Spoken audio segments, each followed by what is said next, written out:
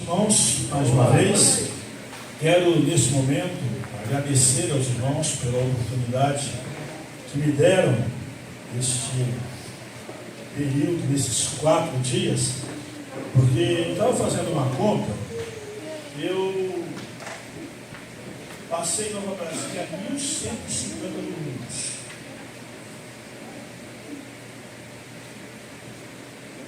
Aí tirando as conferências fora, tirando as férias, vamos cortar aí, vamos pensar em 1.000 domingos. Isso significa que eu preguei 1.000 sermões. Quase 1.000 sermões dominicais. Vamos tirar o mês da juventude, vamos tirar outras ocasiões que o seminarista pegou na época, né? Depois se tornou pastor. Mas daí, entre os 800 e 900 sermões. Isso domingo, fora as quintas-feiras. E aí, há 8 anos, Deus me levou para Barcelona. E eu voltei algumas vezes, preguei algumas vezes. Preguei na pós-pastoralização, preguei na consagração do terceiro, preguei em algumas outras ocasiões. Fui levar a Marília para pregar, que a gente teve então, mas sempre foram momentos de 1 hora, aliás, que a gente vai no Brasil, não fica 1 hora, Então, a gente, porque eu tenho uma esposa, ela gosta muito de conversar, A esposa. E aí eu acompanho a minha esposa, e aí a gente bate papo, e a gente sai, e a gente já saiu algumas vezes, faltando alguns minutinhos para meia-noite, E aí podemos estar lá, mas faziam 8 anos que eu não tinha essa convivência mais longa com os irmãos. Eu costumo dizer que retiro, é uma coisa maravilhosa, que você vê o irmão como ele é. Na hora que ele acorda, você vê. E as irmãs em especial, ainda não estão maquiadas, então não estão ainda, colocaram a máscara para passar o dia, e a gente vê o irmão como ele é. A gente então convive, mas a questão não é essa, a gente convive no dia a dia, a gente então tem oportunidades da gente. Então eu agradeço, irmãos. Foi uma grata oportunidade, para mim foi muito especial eu poder estar aqui com os irmãos, poder estar aqui nesses dias, até mesmo porque eu deixei lá em Barcelona de ter a nossa prática tradicional de retiros por ocasião do carnaval anualmente. Então, na verdade, como eu conversei com alguns aqui, a gente está semeando para que a gente venha ter, então, no ano que vem, o retiro por ocasião do carnaval. Fizemos um treinamento lá no mês de março, mês de abril do ano passado, fizemos um retiro de famílias, o pessoal gostou muito e há uma expectativa, então, para que no ano que vem a gente venha, então, a começar essa prática, e assim como aconteceu no Brasil, deve ser contínua. Nós, então, temos essa prática contínua de, então, estar juntos nesse período de carnaval. Meus queridos, os irmãos, ao nos convidarem, nos deram o desafio de falar sobre esse tema, fora do sistema. Um tema que é muito atual, um tema que é muito pertinente, um tema que é preocupante, um tema que é desafiador. Porque existe um sistema. Agora, esse sistema, a partir do texto que nós vemos, não é um esquema novo. Não é um sistema novo. O texto que nós estamos baseando isso, e nós temos lá, foi mostrado agora há pouco, na versão da King James, atualizada, o pessoal está usando King James, King James, estão usando a King James. Então, é um sistema que Paulo já identificou há 2.000 anos atrás. É um sistema que Jesus mesmo identificou. Quando ele olha em João capítulo 17, ele diz: olha, eu não peço que os tire do mundo, do cosmos, não tire então do mundo físico, mas que o livre do maligno. O maligno é um agente desse sistema. E aí no primeiro dia, nós então falamos com os irmãos como cair fora do sistema. Para cair fora do sistema, a gente precisa ter uma percepção e ter uma dedicação em culto e adoração ao Senhor que seja consistente. Precisa ser coerente. A gente não pode ser uma coisa aqui, virou as costas, foi lá para a rua e esqueceu de Deus. Adoração é uma adoração que tem que ser em espírito e em verdade. Eu sou adorador aonde quer que eu me encontre. Aliás, é o mesmo Paulo que vai dizer que tudo que fizermos, palavra por obras, fazer para a glória do Senhor. Então, todos os nossos atos, todas as nossas ações, elas precisam glorificar o nome do Senhor. Segundo lugar, para que nós possamos, então, cair fora do sistema, a gente precisa ter a nossa mente transformada, a reprogramação, reconfiguração da nossa mente. Segundo dia, a gente foi desafiado a falar sobre como cair fora do mundo, ou cair fora do mundo, no que se refere aos nossos relacionamentos, ou relacionamentos fora do sistema. E falamos então que nós temos pelo menos 4 tipos de relacionamentos que nós precisamos tratar, e tratar de uma maneira diferente do que o sistema trata. Nosso relacionamento com Deus. Nosso relacionamento com Deus tem que ser um relacionamento vital, tem que ser um relacionamento que ele precisa ser coerente, ele precisa ter constância. Nós vimos também que o nosso relacionamento com os nossos irmãos são relacionamentos, então, ou melhor, relacionamentos conosco mesmos são um relacionamento equilibrado. Eu não posso me achar mais, não posso ter complexo de superioridade e nem complexo de inferioridade. Eu preciso ser equilibrado. Eu preciso saber quem eu sou. Eu preciso entender quem eu sou. E eu preciso entender, sobretudo, quem Deus me fez ser a partir do meu relacionamento, da minha experiência com Cristo Jesus. Você é um salvo. Você não é soberbo por causa disso. Você é filho de Deus, mas você não é soberbo por causa disso. Porque você é pecador. E você foi salvo pela graça de Cristo Jesus. O nosso relacionamento com os nossos irmãos precisa ser um relacionamento saudável. Relacionamento onde nós, então, empreendamos ações que possam, então, nos mostrar um relacionamento que nós temos ali. Nós falamos, então, de 5 marcas. A marca do amor não fingido, a marca do amor não dissimulado, a marca da dedicação mútua, a marca do zelo dedicado, a marca da diligência e a marca da partida. Falamos também sobre a questão do nosso relacionamento com aqueles que são inimigos do Evangelho. Em tempos de perseguição, em tempos difíceis, em tempos em que as ideologias penetram, em que as ideologias nos oprimem, nós precisamos entender, que foi o que Paulo disse lá em Efésios, eu não citei o texto, mas quero citar agora, Efésios capítulo 6, Paulo diz assim: nós não temos que lutar contra a carne ou contra a sangue. As pessoas, elas são manipuladas. Os daqueles que são inimigos do Evangelho, eles estão sendo manipulados por Satanás.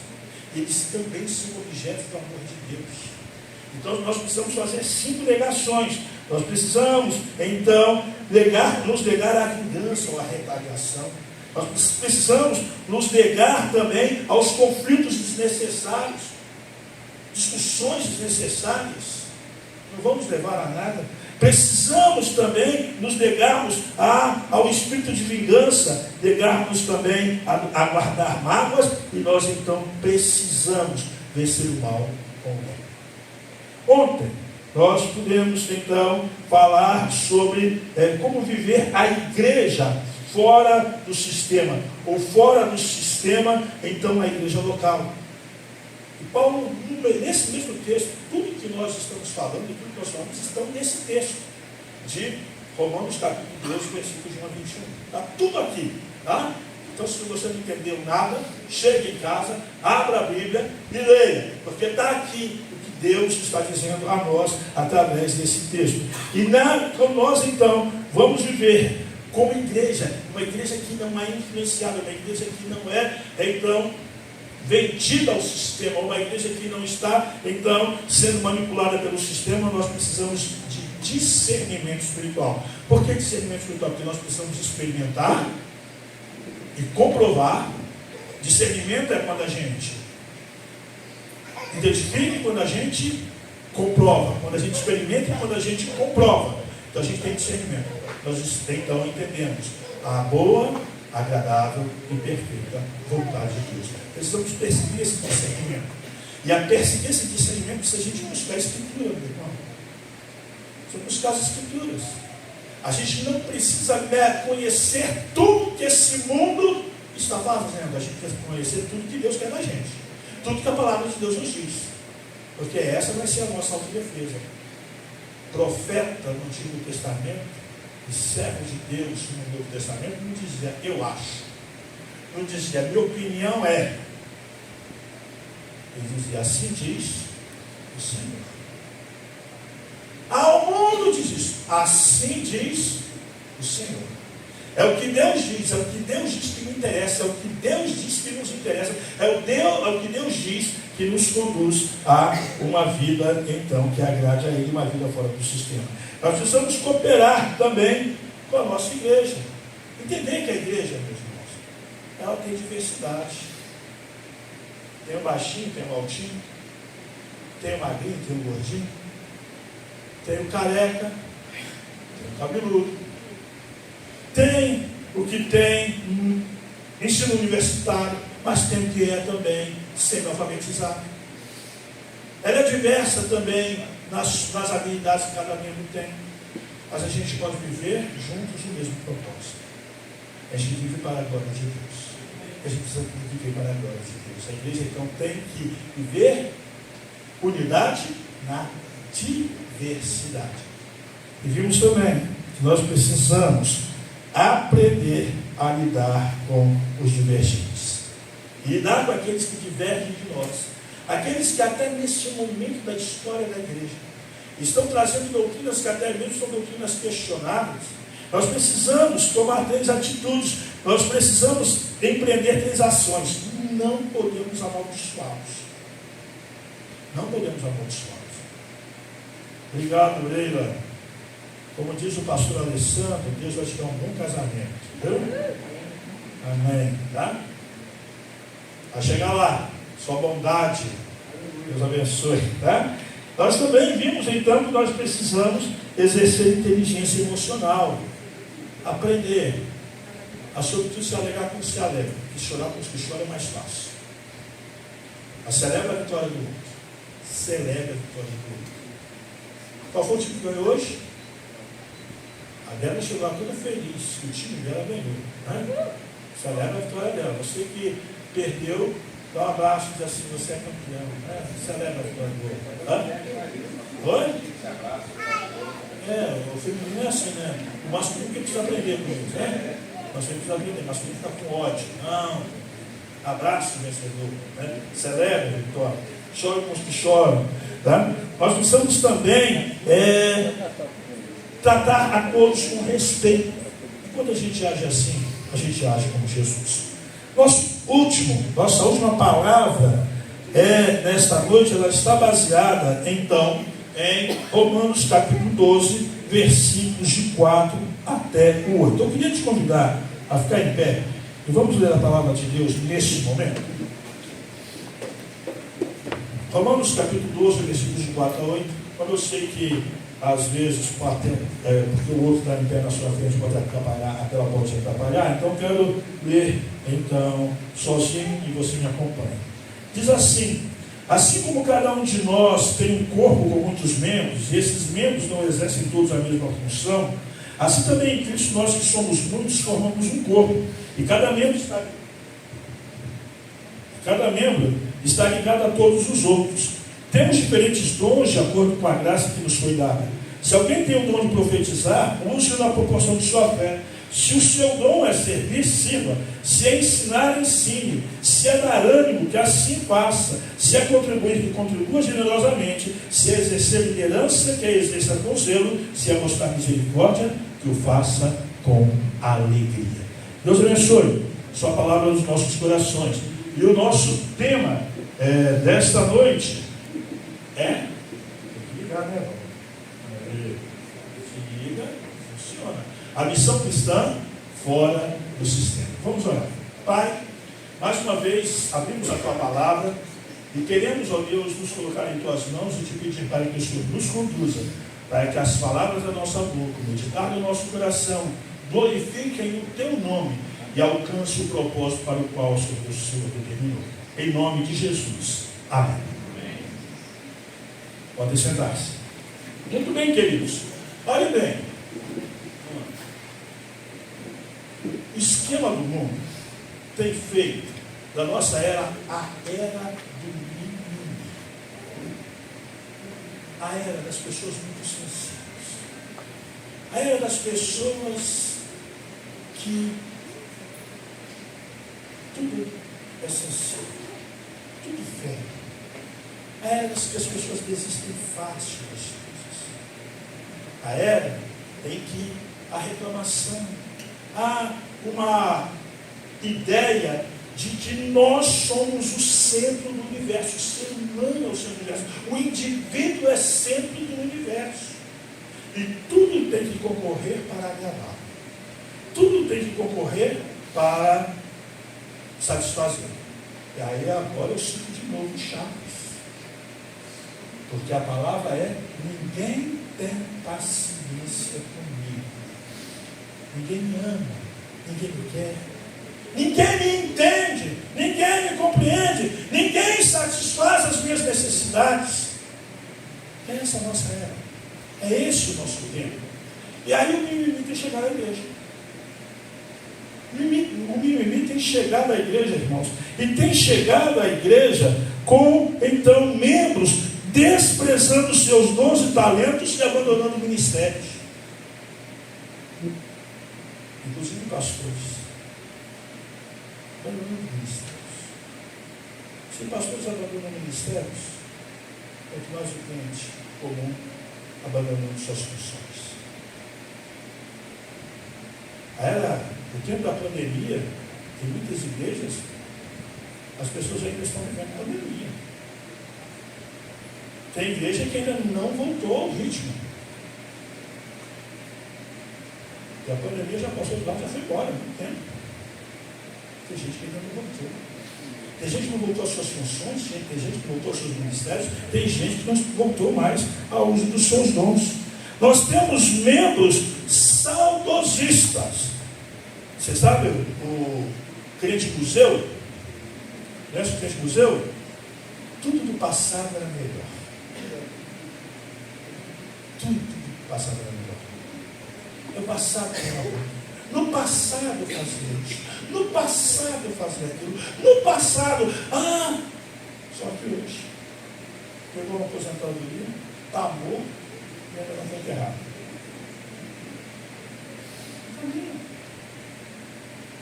Não coloca as suas coisas à disposição. Não coloca os seus talentos. Não coloca as suas capacidades a serviço do Senhor. Uma outra coisa que tem acontecido nesse contexto de igreja é que há membros querendo ser adulados, reclamando de atenção. Ele deixou o ministério. Aí o líder do ministério tem que fazer um agrado nele, para ele poder voltar.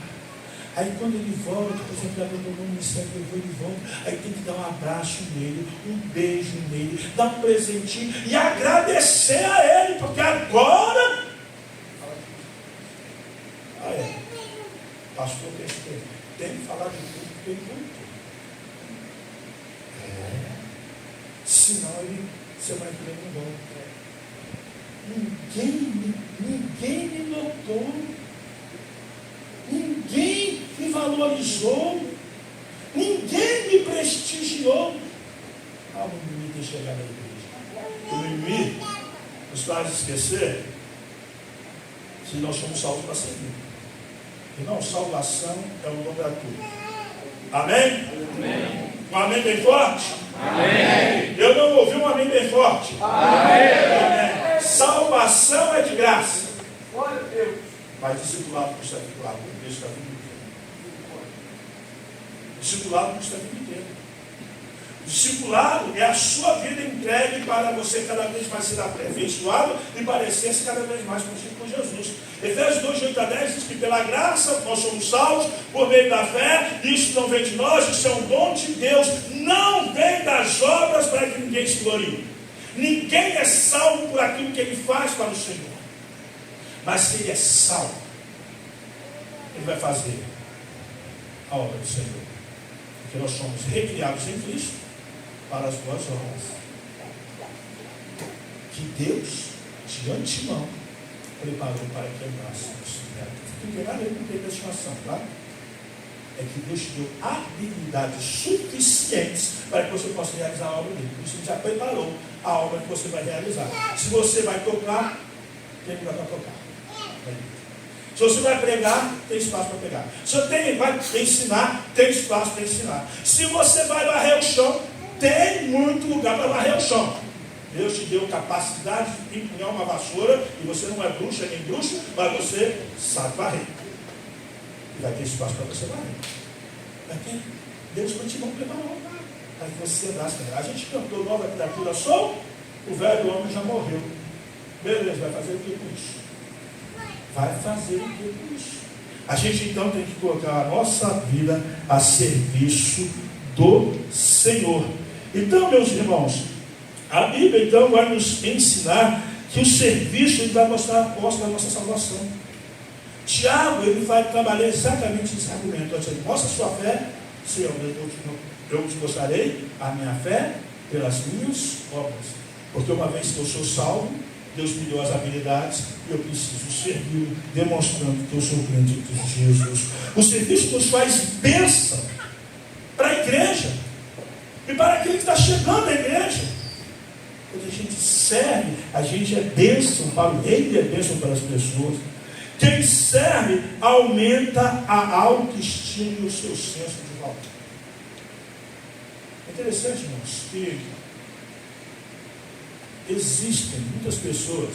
Por exemplo, eu tenho um exemplo da minha família. Meu avô, ele se aposentou, na verdade, ele foi aposentado, porque ele continuava querendo trabalhar, mesmo chegando à idade da aposentadoria. E quando meu avô se aposentou, ele ficou uma pessoa que simplesmente parecia que tinha desistido de viver. O caminho dele era do quarto para a varanda para o quarto. Ia para a varanda, passava a manhã, lia o jornal, ia almoçar, ia para o quarto, dormia um sono, voltava para a varanda, voltava então para tomar o café, voltava para a varanda, voltava então depois para tomar banho, jantar e dormir. A vida dele se tornou uma rotina enfadonha, porque ele perdeu o senso de utilidade. Quando a gente serve, a gente tem a nossa autoestima aumenta, porque nós então despendemos da nossa energia para abençoar o outro. Quando Cristo, a gente despende da nossa energia para então abençoar a igreja, abençoar então o reino. Minha esposa está aposentada, coisa nenhuma, se aposentou do serviço. Mas tudo aquilo que Deus deu a ela ao longo da sua história como pedagoga, ela hoje tem empreendido um trabalho muito bacana lá na igreja. Porque ela quer se sentir útil. Eu me lembro, irmãos, quando eu volto a citar a questão da enfermidade, quando eu tive a enfermidade, aí Marília, né? Marília me trancava dentro de casa. E ele mora para a igreja com os 3 meninos. Porque o médico disse que eu não podia ficar junto de gente, né? A aglomeração. Estava cuidando de mim. Aí chegou uma noite, as irmãs de Nova Brasília, depois do culto, foram lá para a casa pastoral, em frente à casa pastoral, e começaram a fazer uma serenata. Eu fui para a varanda. Aquilo acabou comigo. Acabou comigo. Eu fiquei com uma saudade terrível da igreja. Aí eu empreendi um plano secreto. Um plano secreto. O domingo que vem, eu vou tomar banho mais cedo. Maria vai sair para a igreja com os meninos. E ela saindo, eu vou para a igreja. Meu plano deu certo. Ela saiu. E aí eu entrei na igreja. Quando eu entrei na igreja, os irmãos esbugalharam os olhos desse tamanho assim, pastor, o que o senhor está fazendo aqui? Eu sou crente, eu vou para a igreja. O senhor não vai falar nada. O senhor vai ficar quietinho aí e vai prestar o culto. Eu disse, tá bom. Eu fiquei quietinho. Chegou no final do culto, eu fiz uma apelo. Os irmãos da igreja, me dá a chave do carro. Se eu não posso vir para a minha igreja, eu tenho que ir para outra igreja domingo que vem. Libera a chave. Aí me liberaram a chave. Aí no domingo eu fui à Vila Bandeirantes. Quando chegou em Vila Bandeirantes, tinha um pastor que é engenheiro pregando, pastor Jefferson, pregando em Vila Bandeirantes. E ele mostrou um projeto que ele estava fazendo para a Vila Bandeirantes. Meu irmão, terminou o culto, eu fui conversar com o Jefferson. Semana seguinte eu estava me reunindo com a igreja para a gente ir para fazer o projeto de construção. Não dá, irmãos. Vai ficar barato. Vou falar uma coisa para vocês, hein? Vocês queriam me matar, me deixando sem fazer nada dentro de casa. Mas Deus me libertou. Meu irmão. Graças a Deus não prenderam a chave do carro.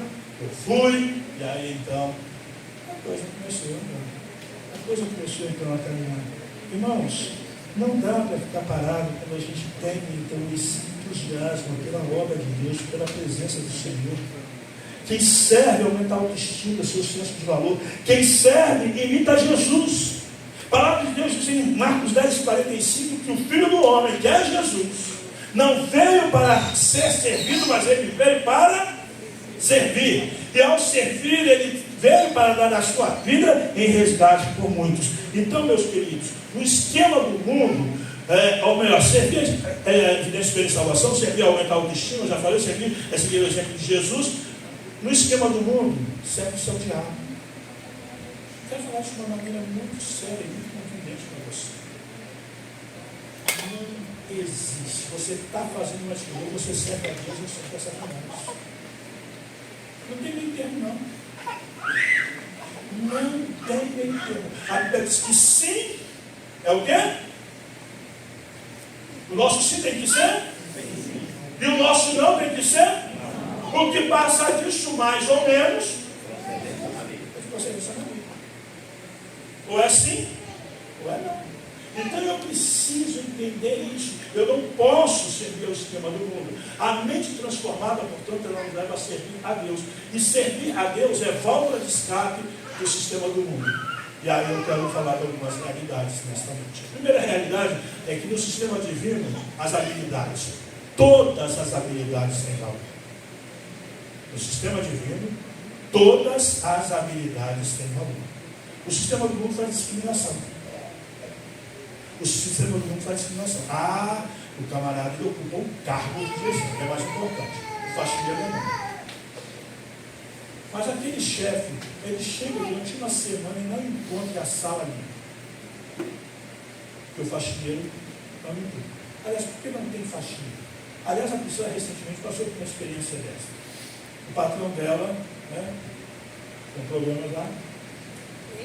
Não sei se dispensou a faxineira, mas eu sei que a princípio as colegas tinham que limpar o escritório, tinham que limpar o banheiro do escritório. Eu não tinha ninguém para limpar. Aquela pessoa é importante. O faxineiro é importante. Todos os dons, todas as habilidades têm valor. A Bíblia diz, vamos lá ler juntos. Assim como cada um de nós tem um corpo com muitos membros, e esses membros não exercem a mesma função. Então, nem todos os membros exercem a mesma função. Os membros da igreja têm dons variados para exercer funções diferentes, irmãos. Os membros da igreja têm, então, habilidades, têm dons variados para exercer funções diferentes. Hoje a gente conversava muito sobre cozinhar. Foi, Paulinho? O Paulinho, eu acredito que o Paulinho é um mau exemplo dos homens. Porque ele sabe cozinhar. Eu não sei cozinhar. E nunca me preocupei em cozinhar. Mas eu explico. Eu sou o único filho da dona Cidade que saiu da casa da mãe para a casa da esposa. E a esposa, Gabriel, cozinha muito bem. Aquele bolinho de churrasco hoje foi ela que fez. Glória a Deus. Meu querido, o time que está ganhando não se mexe. Meu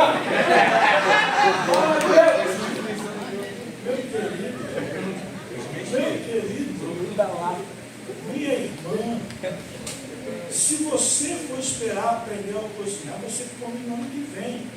Então, eu não tenho habilidade para isso. Não tenho habilidade para isso. Tem gente que tem. Então, eu vou me redimir com o Paulinho e dizer assim, você não é mau exemplo. Você tem uma habilidade que não tem. Cada um tem a sua habilidade, cada um tem a sua aptidão. E todas elas são necessárias no corpo. Todas elas têm o seu valor. Todas elas têm a sua utilidade. Um faz isso, outro faz aquilo, outro faz aquilo. Por exemplo, os irmãos sabem que eu tenho um talento musical excelente, não é isso? Só que não. É interessante que a minha história, pastorado, acho que alguns aqui da igreja já conhecem, né? Mas o que aconteceu? Eu trabalhava na congregação batista em Carapebus. Aliás, antes, eu comecei na igreja cantando em conjunto. Vocês acreditam? Comecei no conjunto, irmãos. Comecei no conjunto. E aí eu cantava com a gente, ia ensaiava, aquela história toda. E aí, um dia uma irmã da igreja disse, eu quero fazer um culto de gratidão. E eu quero que o conjunto de vocês vá cantar lá. E eu quero que vocês levem o pregador. E a gente sentou, todo mundo só cantava. Aí ele disse, e aí, como é que ele vai fazer? Eu disse, se vocês quiserem, eu prego. Aí, peguei o sermão que eu tinha ouvido. Sermão do pastor Wilson Mora, ex-pastor da primeira igreja batizada em Gênesis.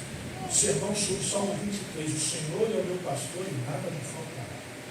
Acho que o sermão dele me impressionou porque ele explorou o sermão dentro daquela ótica de que nada me faltará, que não faltam também as lutas. E não faltam os desafios, não faltam as dificuldades, mas Deus está conosco nas nossas lutas. Preguei aquele sermão.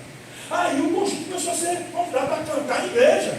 Tem que levar o pregador. Aí eu ia pegar. Aí um dia o conjunto sentou comigo, eu, olha a maldade, virado para mim e disse assim, Val, a gente quer falar uma coisa para você.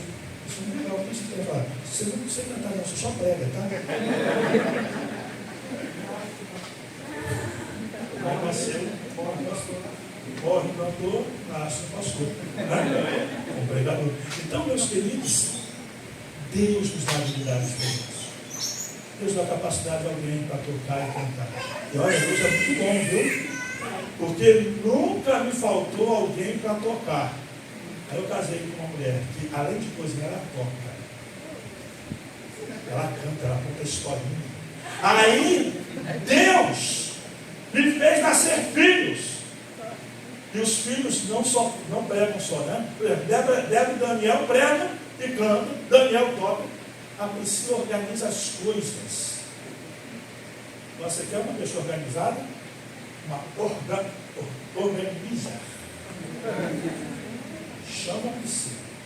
Ela vai colocar a sua casa em ordem. Agora, prepare que tem que entrar lá fora. Então, meus irmãos, Deus nos dá dons variados para exercer funções diferentes. Deus, Ele nos dá essas habilidades. Todas elas são necessárias no reino. Elas, então, são úteis para o progresso da causa. Elas nos libertam da malfadada comparação. Eu não posso ficar comparando. Na igreja não tem um dom mais importante do que o outro.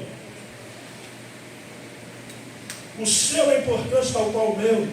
E o meu é igual, é tão importante quanto o do outro. Cada um tem o seu dom. Se a só dependesse do pastor Walter, meu querido, deixa eu falar uma coisa para vocês. Eu sou inédito, tá? Eu já saí de lá no Brasil, eu posso contar para vocês. Eu sou um dos que tem menos habilidades. Fecha a boca e fala para mim. Nós somos menos altos. Mas Deus vai usar a minha habilidade.